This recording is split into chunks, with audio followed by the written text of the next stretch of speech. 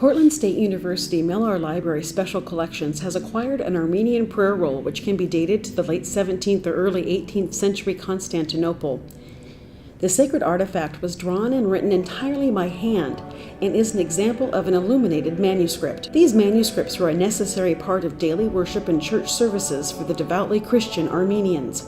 It is said from very early on the act of sponsoring a manuscript was considered a religious imperative. Prayer rolls were used for the protection of the owner or for prayer intentions for the owner or their family. While the roll itself is narrow at 5 inches in width, it is quite long, exceeding 16 feet. When rolled tightly, it was possible to conceal the roll when carried. So prized were these prayer rolls, concealment was crucial to protect them from theft. The date of the scroll is estimated to the late 17th or early 18th century by the image of the Church of the Holy Sepulchre built over the tomb of Jesus Christ. The Holy Sepulchre was constructed, destroyed, rebuilt, and modified over hundreds of years. Its depiction here reflects the aforementioned time frame. This Armenian prayer roll includes illustrations of Christian imagery and icons specific to the Armenian Church. These include St. Gregory the Illuminator, who is credited with bringing Christianity to Armenia in the 4th century, and 2 illustrations of St. Nerses IV, a revered leader of the Armenian Church in the 12th century, who defined church theology in relation to illuminated manuscripts. St. Mark is the first image featured on the roll. St. Mark was the scribe and secretary for St. Peter and is depicted at a desk with tools for writing. The image of St. Mark on the prayer roll precedes panels with illustrations of St. Luke and St. John, respectively,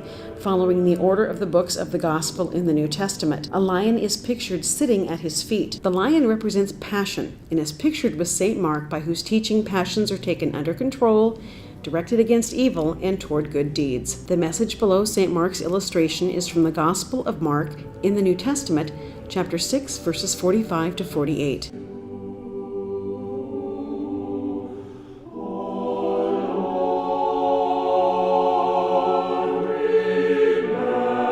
The next image on the roll is of the evangelist St. Luke. St. Luke is credited through legend as one of the originators of the illuminated manuscript. He was a gifted painter and completed portraits of Christ and his parents, as well as the figures of the saints and apostles. From his work, the idea spread this type of painting was a spiritual act and worthy profession. His image on this roll is identifiable as St. Luke for several reasons. It repeats many features of a master illustrator, such as the half-open desk, fish-shaped lectern, and fanciful foliage footstool, all reiterating motives from Constantinople, just as the pose of Luke, leaning to dip his pen, was similar to the portrait of Mark. Other evangelical symbols are also identifiers. The initial page of St. Luke's Gospel, the rectangular headpiece, sits above a much narrower indented arch and is decorated with interwoven lines forming crosses. The initial letter has been formed from the Gospels of the evangelists, the head of the bull forming the horizontal bar of the letter.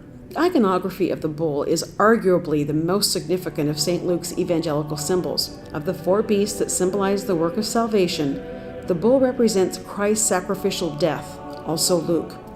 The inscription on the horizontal that separates the arch from the portrait of Luke refers to Christ and is the grace of the new covenant. The bull appears immediately below the feet of the crucified Christ. Ekatagir is an unsealed script appearing below the artwork. Initial letters of paragraphs tended to be in the Ekatagir script or of a different stylized creature. The sections are written in Notragir notary script. Black lettering was used in these sections, symbolizing the pain of original sin, while the white paper space symbolized the innocence of birth. Red ink was used to draw attention to certain areas, sometimes known as a rubric.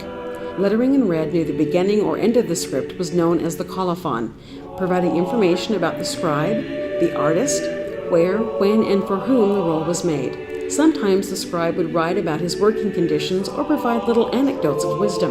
This writing could continue into the margins around the verses. So important were these manuscripts to the Armenians, it was standard practice for the owners of the roll to write their name in the script. While diaspora forced native Armenians into scattered settlements throughout the Ottoman Empire, the art of Armenian miniature painting flourished for 13 centuries without interruption, as prayer rolls and illuminated manuscripts were ever guarded as prized possessions. Only about 25,000 of these manuscripts survive, providing an important and rare look into Armenian culture, religion, knowledge, and art.